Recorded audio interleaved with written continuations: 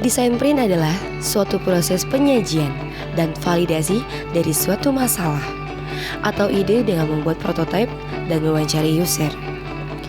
Desain print dapat mengeluarkan komponen maksimal dari masing-masing anggota tim untuk membantu mendapatkan tujuan yang jelas. Metodologi ini dibuat oleh Jack Knight dengan harapan sebuah tim dapat bergerak dan dapat memvalidasi suatu masalah dengan waktu yang singkat. Dalam proses desain print, salah satu anggota tim akan ditunjuk sebagai decider, pengambil keputusan.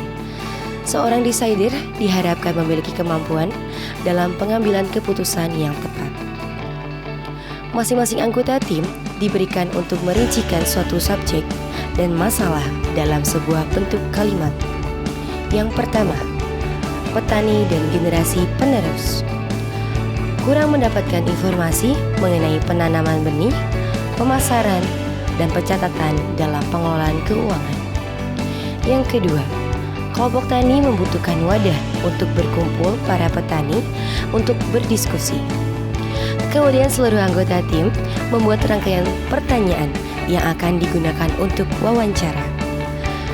Pertanyaan tersebut dikembangkan menggunakan metode 5 Y, sehingga wawancara mendapatkan inti dari permasalahan yang dimiliki user.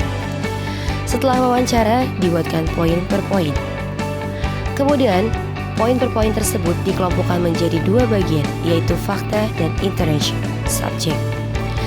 Proses selanjutnya adalah membuat storyboard dari feature yang ingin dikembangkan. Storyboard sendiri adalah suatu kumpulan sketsa tampilan yang disusun secara berurutan.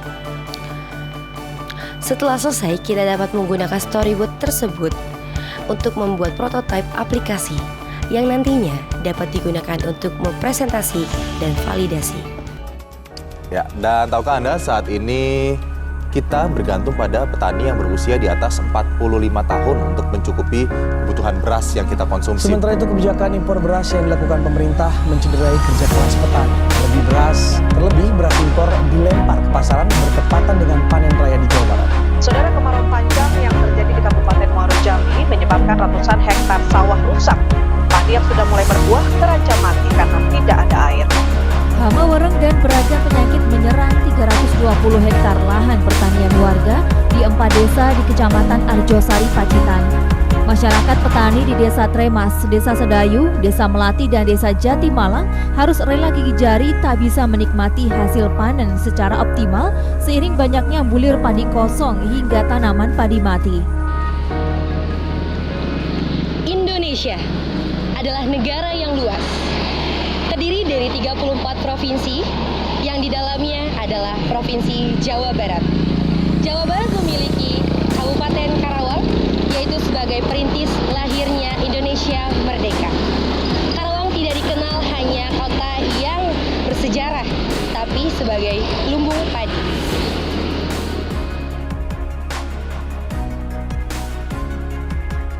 Dengan siapa Bapak teh? Kadi. Bapak Kadi? Iya.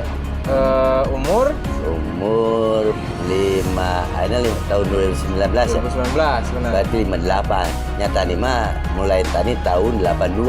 Oh, tahun 82. Mulai belajar tani. Bapak asli dia berarti? Asli orang dia. Asli orang sini ya Pak ya. Yang kebun. Dengan Bapak siapa? Bapak Acan. Bapak Acan. Di mana Pak? Karawang. Di Karawang, Kebun. Nyawa di? Ada di tukang pom bensin. Abang Koko. Nama saya Samsudin Haris. Jabatan saya Ketua Gapoktan Cadas Kertajaya, asal Desa Cadas Kertajaya, Kecamatan Lagasari, Kabupaten Karawang. Nama saya Ian Anasruddin. Status saya sebagai mahasiswa Fakultas Pertanian dan saya sendiri anak dari seorang petani.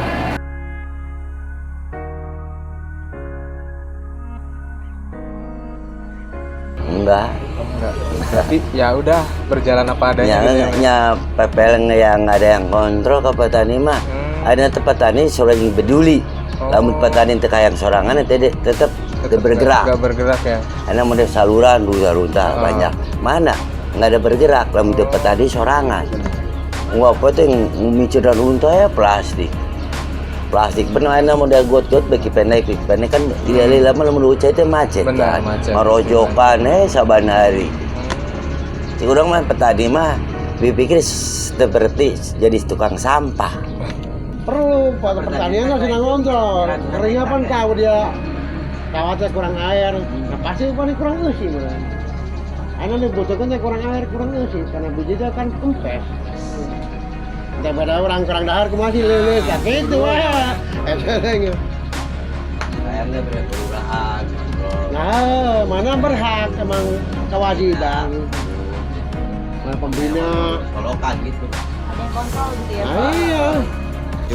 Alhamdulillah untuk teknis bimbingan PPL itu ya ada dari sejenis program pemerintah untuk bercocok tanam, pengolahan lahan, nyampai penyemprotan, persemaian, alhamdulillah ada untuk penyuluh pertanian itu. Tapi Bapak sempat ngedengar sih kayak ada beberapa wilayah yang mungkin tersendat, kayak nggak ada PPL, kurang optimalnya PPL atau gimana. Jadi intinya mah si petani itu ngerasa kayak, aduh nggak ada bimbingan nih. Ada sih nggak pernah ada bocoran kayak gitu? Ya ada emang bocoran, tapi kan itu kan sejenis petani yang tidak memahami atau tidak konsultasi ke ketua kelompok tani atau kurang komunikasi yang tepat. Ya kan semua permasalahan solusi bisa dimusyawarahkan.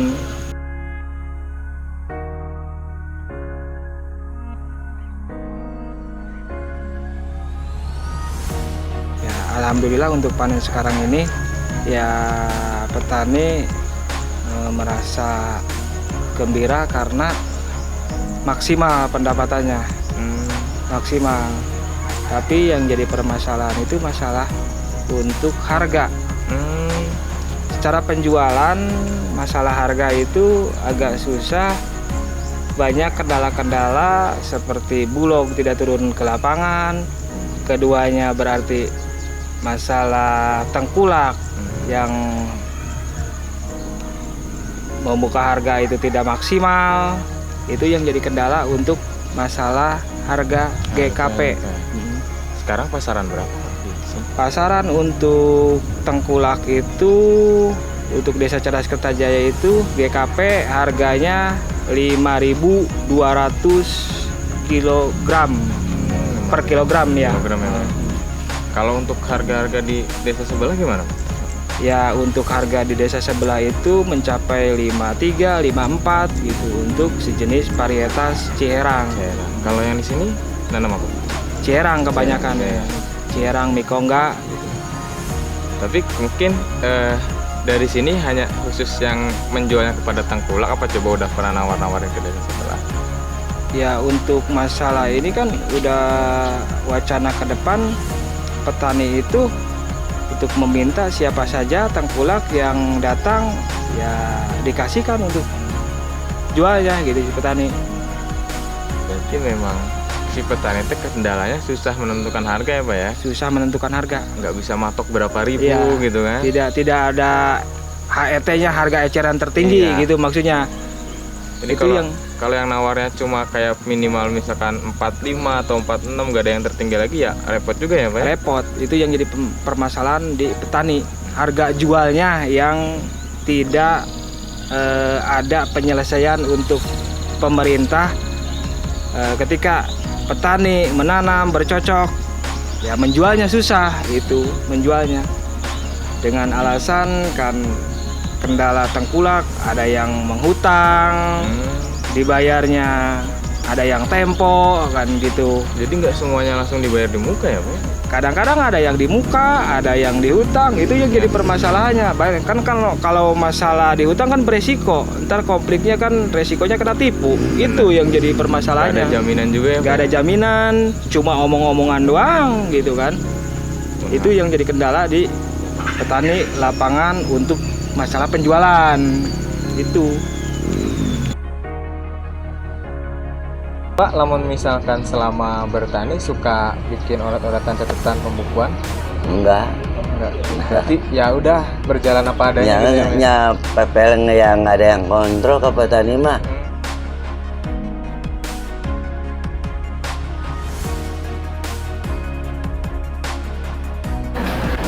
Ya karena dari bidang pertanian itu kan prospeknya kurang ya. Yang pertama itu kan kotor. Terus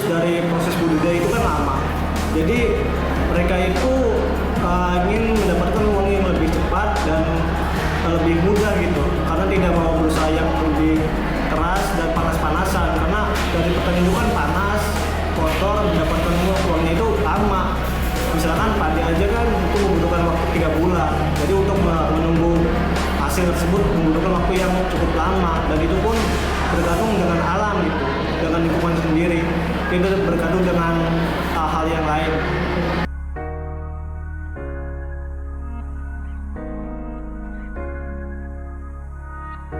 Ya, nama saya Lutfi Nur Azkia. Kebetulan sekarang menjadi dosen pengajar di Prodi Agribisnis Fakultas Pertanian Universitas Singapura Bangsa Karawang.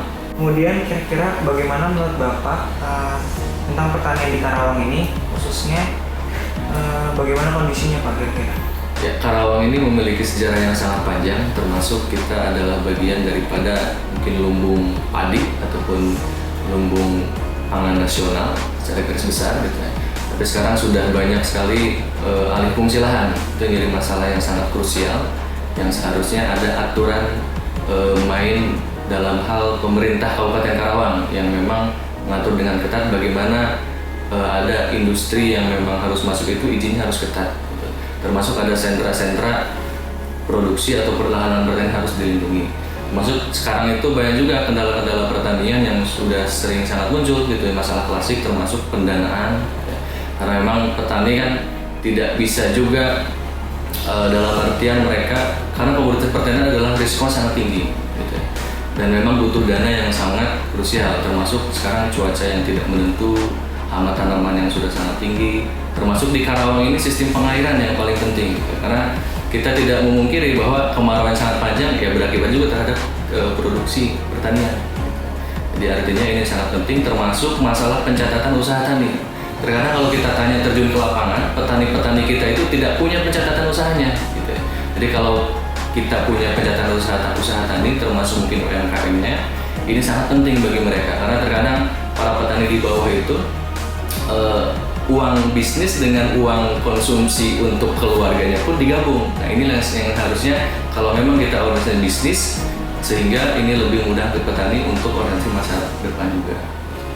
Menurut Bapak bagaimana kira-kira perkembangan platform atau wadah yang bisa mewadahi sektor pertanian ini Pak untuk saat ini? Ya, kalau untuk platform sendiri sebenarnya kalau di era modern sekarang ya, era digital ini sangat penting sekali gitu ya.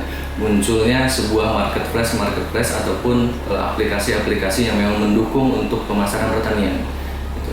Sehingga dari semua produk-produk pertanian begitu produk yang segar ataupun produk-produk yang memang bisa diolah kembali menjadi beberapa produk yang memungkinkan untuk masuk ke dalam pasar, termasuk pasar global gitu, tidak hanya pasar mungkin di tingkat Karawang gitu, tapi tingkat nasional bahkan tingkat ekspor ke luar negeri.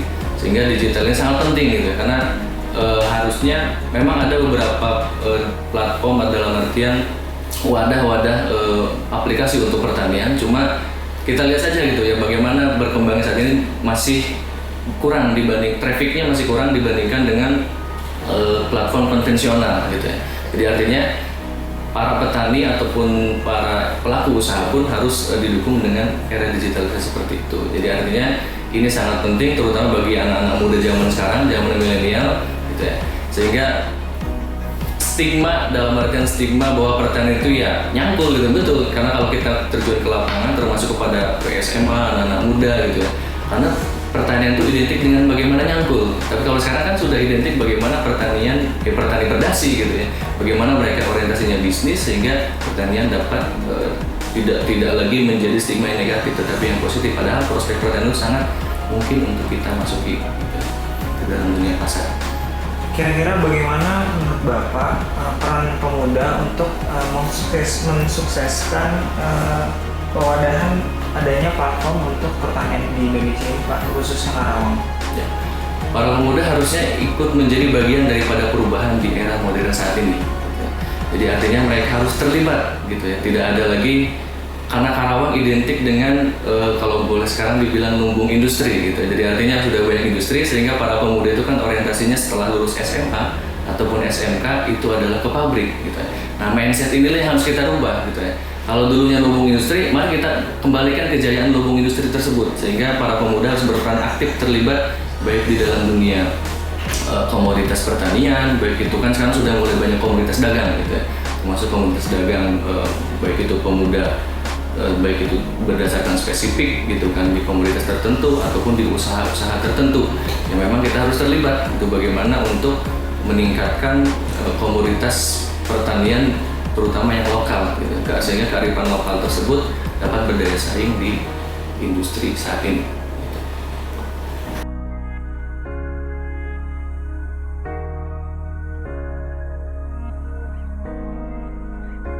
Ya benar-benar untuk kemajuan teknologi di zaman digital ini, petani mengharapkan penghasilan supaya meningkat, ya sangat berharap terhadap pemerintah untuk kemajuan petani, ya sangat mendukung. Alhamdulillah bisa membantu petani secara penjualan. Ya udah mas, saya di saluran dana yang nahen gitu. Pani saluran sudah lah, cara bawa warung-warung, kamu bisa mau warung-warung ya bisa di orang-orang kelurahan. Oh gitu. iya, dikelola bareng-bareng. Dikelola gitu, cuma sampai warung-warung disolokan. Itu kan sawah teh semi ratusan hektar kene. Bersulit di China gitu. Sampai jelema ngompak kan nyawa gede biaya. Nah, namun ngompak kan 10 liter kan sampai penting habis.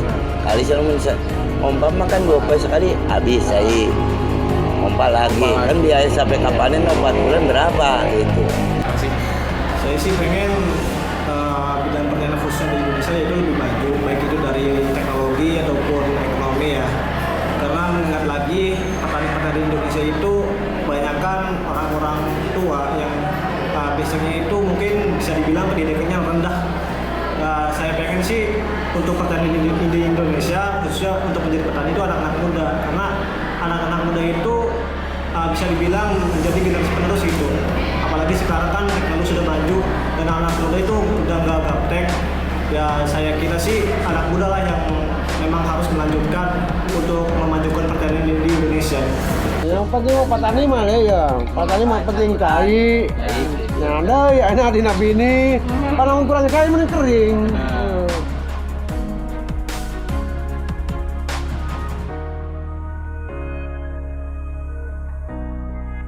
Ini kena puluh buat setuju. Ya setuju. Ya, kalau saya pribadi sih sangat setuju. Oke, setuju untuk pengadaan aplikasi secara program untuk penjualan, ya saya setuju.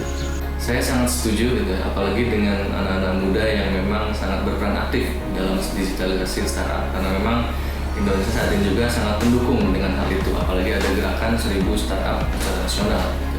Jadi artinya digitalisasi marketing di bidang agriculture ini sangat penting, karena kalau Insinyur Soekarno dulu pernah berkata bahwa hidup matinya manusia ada di pangan kita sebenarnya. Jadi artinya pangan itu adalah kebutuhan harga mati untuk kita sebagai rakyat Indonesia. Artinya sehingga pangan ini dapat tersebar secara luas gitu ya. Kemudian pasar juga secara luas, maka diperlukan digitalisasi di era modern seperti ini. Dan saya sangat mendukung sekali dengan anak-anak muda, dan saya cukup bangga ketika ada anak muda yang memang terlibat aktif dan bagaimana meningkatkan pertanian saat ini. Terima kasih. Tim kami telah melakukan validasi masalah dari startup kami. Validasi merupakan salah satu dari tahapan desain print. Setelah dari tahapan prototype, kami melakukan validasi kepada 5 orang responden, yang mana responden tersebut adalah 3 orang petani. Di dalamnya terdapat seorang ketua kelompok tani dan 1 orang responden lainnya merupakan pemuda yang mewakili peran generasi penerus di bidang pertanian, serta dosen ahli bidang agribisnis. Hasil dari seluruh responden menyatakan bahwa petani masih kurang memahami dalam melakukan pencatatan selama proses penanaman padi hingga hasil panen. Selanjutnya, petani kesulitan dalam memasarkan hasil panen karena panjang rantai pemasaran sehingga petani mendapatkan keuntungan yang rendah. Kemudian tidak hanya itu, petani merasa kurang dalam bimbingan, pembelajaran dan informasi mengenai bidang pertanian di sektor padi. Maka dari semua hasil validasi dengan responden, kami berharap supaya kedepannya bisa lebih efektif dan efisien mengelola maupun mengembangkan usaha di sektor pertanian melalui teknologi, serta mempermudah petani dalam hal edukasi. pemasaran ataupun penjualan dalam hasil pertanian pada sektor padi. Maka diperlukan sebuah produk inovasi yang dapat menjembatani petani untuk mengatasi permasalahan yang dihadapi. Semua responden mengatakan jika terdapat inovasi yang membantu mereka dalam mengatasi masalah yang ada, maka mereka tidak ragu untuk menerapkan inovasi tersebut. Kami tim IAS, sejahterakan petani melalui Petani.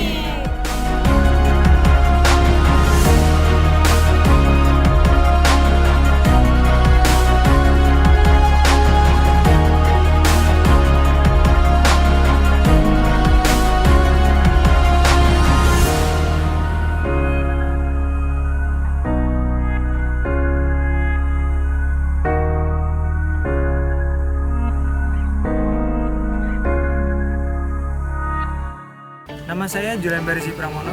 Saya Anrosita. Saya Musaidin. Kami dari bidang pertanian.